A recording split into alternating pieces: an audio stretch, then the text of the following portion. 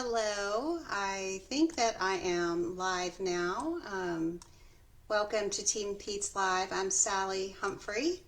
I'm here to talk a little bit about type 1 diabetes screening and some recent advancements in the field that related to screening for type 1 diabetes. Just before we get started, I will introduce myself briefly. I'm a pediatric nurse practitioner. I work in endocrinology and diabetes been working in that space since about 2002, and I'm currently in practice at Le Bonheur Children's Hospital in Memphis, Tennessee. And additionally, I'm an assistant professor at University of Tennessee Health Sciences Center in Memphis, where I coordinate the primary care pediatric nurse practitioner program. And I have been um, pleased to be able to work with NAPNAP over the past year to year and a half to disseminate some of these new guidelines related to type 1 diabetes screening. And if you are a member of NAPNAP, you should have received earlier in the year our handy little pocket guide about type 1 diabetes screening. So we're going to talk about a lot of the information that is in that pocket guide. We also have a website devoted to type 1 diabetes screening, and I believe that we're going to post the link to that in the chat here tonight. You don't have to be a member to access that. And there is on that website, there is a wealth of information about screening for type 1 diabetes for providers, also for families. And there is a link to that pocket guide, a PDF of the pocket guide. So if you do not have that, you can access the link there. So just know that that's available. All the stuff that we're going to talk about tonight can be found there as well. So just to kind of give a little background about type 1 diabetes screening, we've had a lot of advancement in the field of type 1 diabetes over the last couple of decades in terms of our knowledge of how the disease progresses. And that has led to a push to increase screening efforts that has been going on for the last couple of years, maybe a little bit longer also, but really over the last couple of years, trying to push this information to providers, not only in the specialty arena, but also in primary care. And so that is where we're coming at this from. Type 1 as a background and a reminder, type 1 diabetes is an autoimmune process, which is in contrast to type 2 diabetes, which we hear a lot about these days. Type 2 diabetes is not autoimmune. It's actually characterized by a progressive loss of beta cells, and it's most commonly associated with obesity and insulin resistance. In the pediatric population, we are seeing a rise in type 2 diabetes, but type 1 for those patients that are under 20 years old is actually more prevalent in the United States.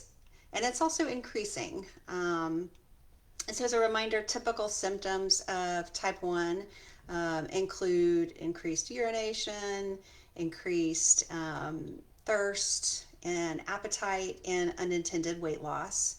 And as the insulin deficiency progresses, patients will experience ketosis, which can end up eventually becoming DKA, or diabetic ketoacidosis. Symptoms of DKA include nausea, vomiting, abdominal pain, difficulty breathing, those Kussmaul breathing patterns, and obtundation. So we know that up to 60 to 70% of patients will present with new onset diabetes in DKA. So that early detection of type 1 diabetes is really important in order to try to reduce the rates of DKA. Also, there are some studies that suggest that DKA presentation is also associated with higher A1C later on in the disease. So again, it's important to be able to reduce the rates of DKA and help patients to better control their diabetes later down the line.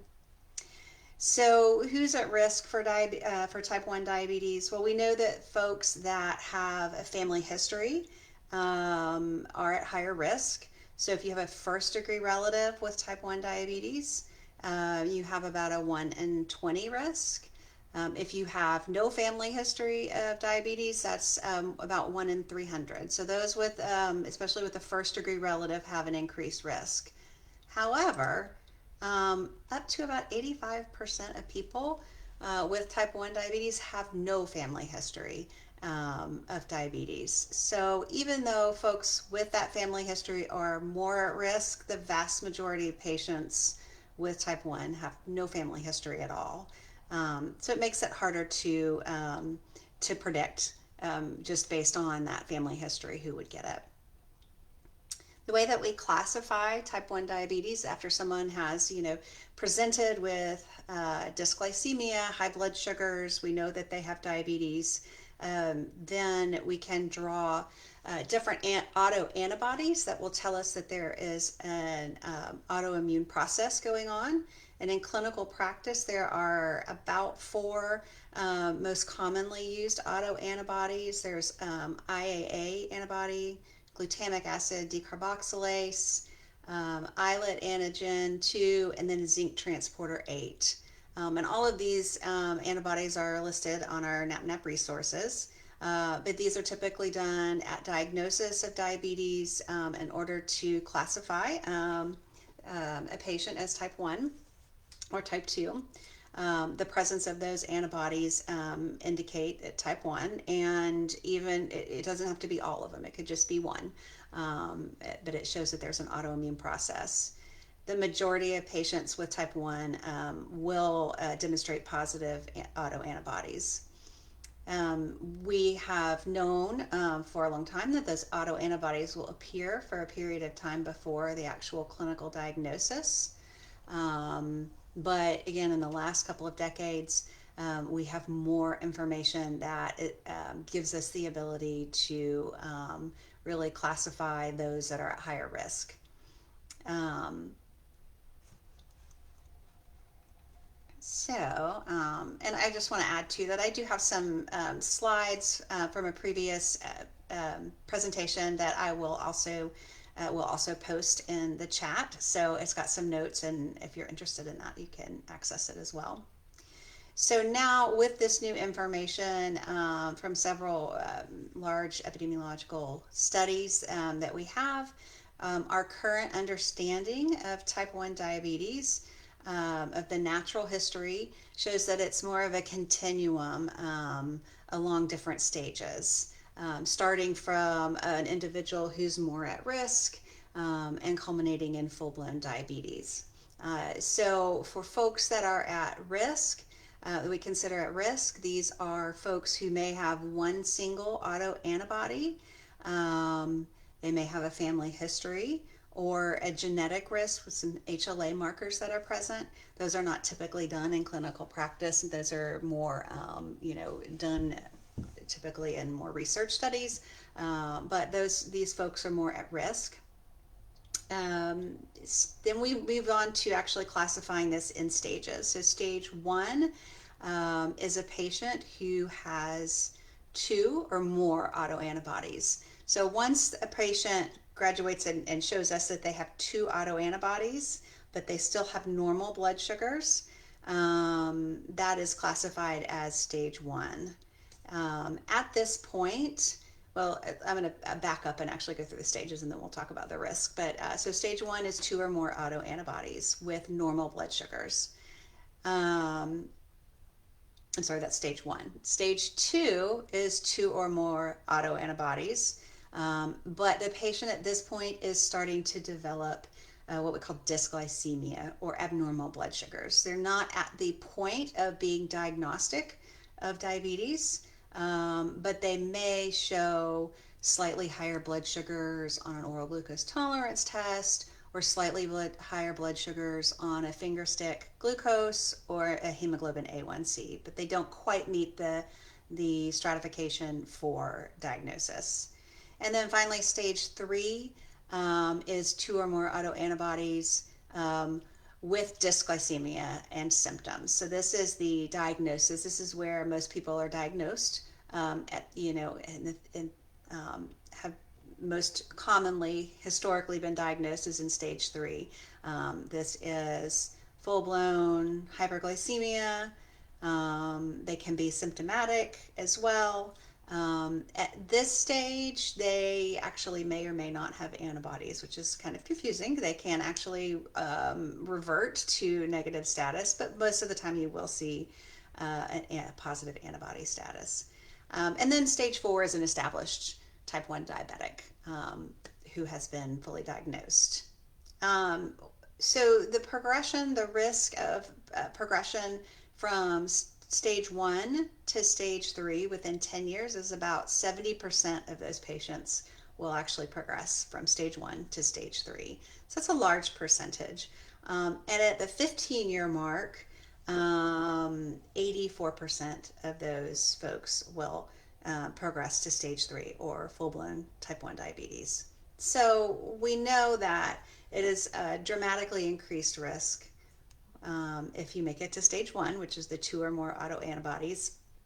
And that is why we really want to make sure we identify these individuals and follow them with screening in a timely manner.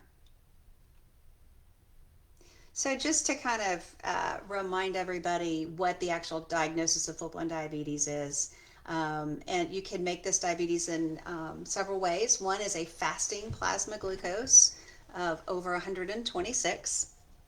You can also make the diagnosis with a random plasma glucose over 200, plus that patient would also have to have classic symptoms of hyperglycemia. So if you've got a patient who's having polyuria, polydipsia, has lost weight and has a random plasma glucose over 200, that's indicative. And you usually want to try to check that twice. An A1C over 6.5% is also diagnostic, or a 2-hour plasma glucose on a glucose tolerance test of over 200 is also diagnostic.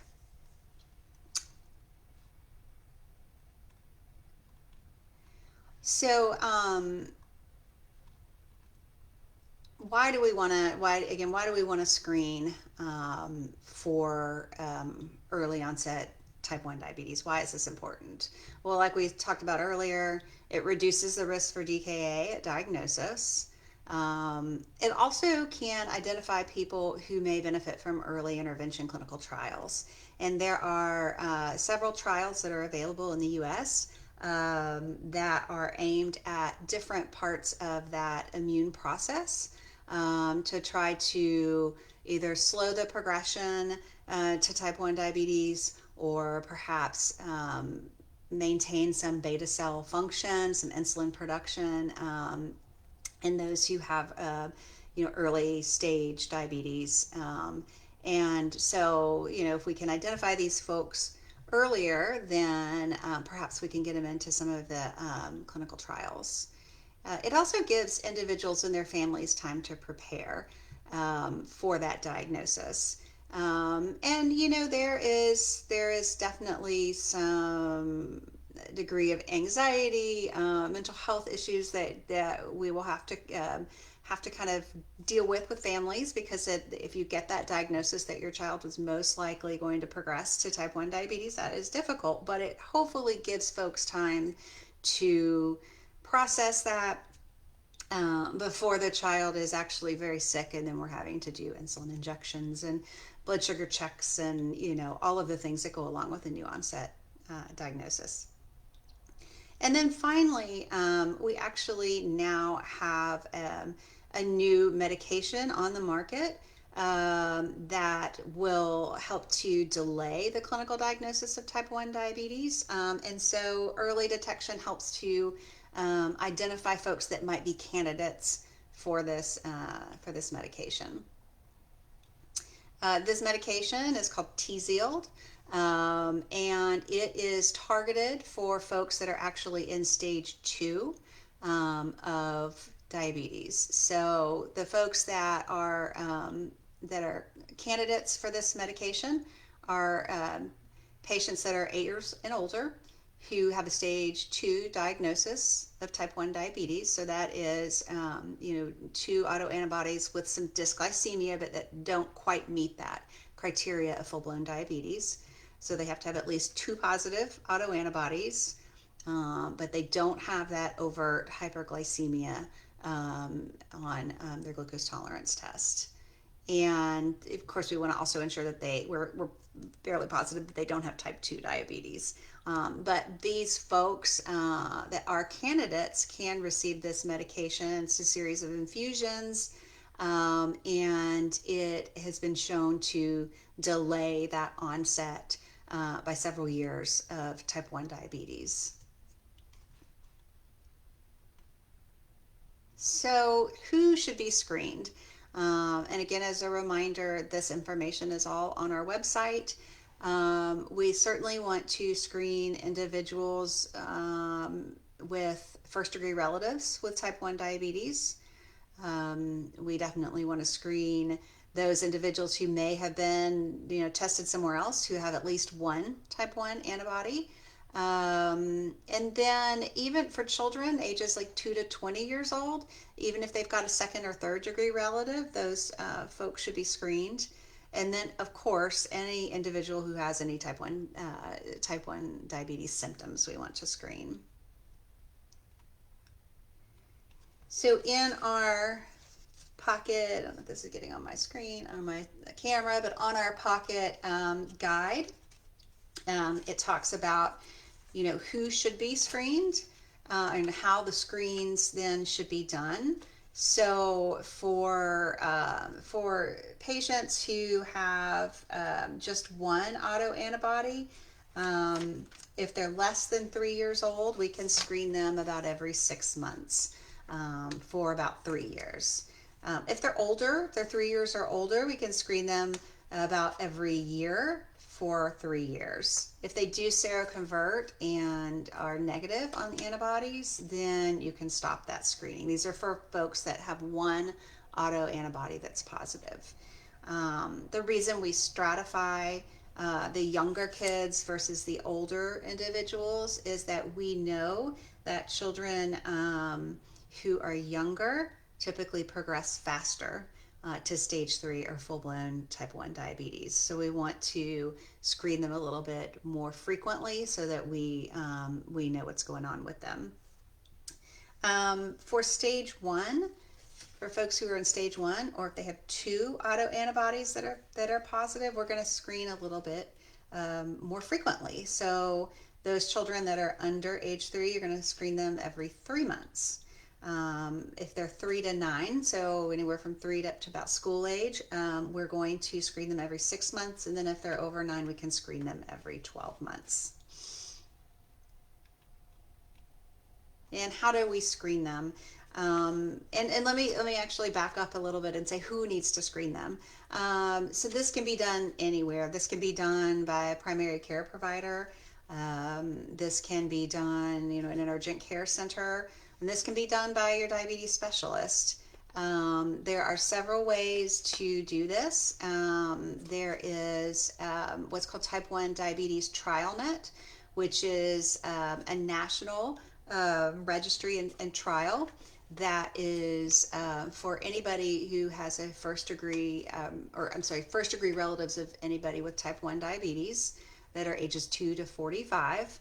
And then for younger kids, ages 2 to 20, if they've got a second degree relative, they can also be screened by TrialNet. And it's free screening. If you do not have a family history, of diabetes. It can be anybody in the United States who's over a year old can be screened by the ASK, or autoimmunity screening for kids. And again, there's a link on our NAPNAP page to all of this information. They will send the Ask study will send you a kit and do a whole questionnaire, and anybody can be screened. And then anybody, and then if you're in clinical practice, you can screen, anybody who has insurance. Um, I will say though that it's probably more likely to be covered if the individual has a family history of diabetes. But there are some newer ICD-10 codes. They became effective the end of last year, kind of the latter part of last year, that you can use for these screening tests. There's a nuance of pre-symptomatic type 1 diabetes, and then it will even classify, stage 1 or stage 2. So again, all that information is in the pocket guide and also on our website. Um, so how do you screen? You can screen with those autoantibodies. Again, that information and the CPT codes are located on our website. And there's a plethora of different codes that you can use, as well as links to the TrialNet and the Ask studies. We also have a lot of information for healthcare providers um, through Breakthrough Type 1 Diabetes, which was formerly JDRF, and the ADA as well. And then there's resources for monitoring as well, and resources for families. And, just if there's ever any question, if you get a patient who you screen and they have positive antibodies, whether it's, one positive antibodies or multiple positive antibodies, you can always reach out to your nearest pediatric endocrinology center and ask for guidance. We recognize that this is going to be new for most people. And so it's going to, there will be lots of questions. So your local or nearest pediatric endocrinology provider is definitely a source of information and resources for you as well. Um, so at this point, that is, most of the information I wanted to provide. I hope that everybody will access these resources, and if you are interested in accessing again my slides, those will be available, and there's a list of my references at the end of that as well. I think at this point, we can open it up for any questions, if there are any. And I'm looking to see.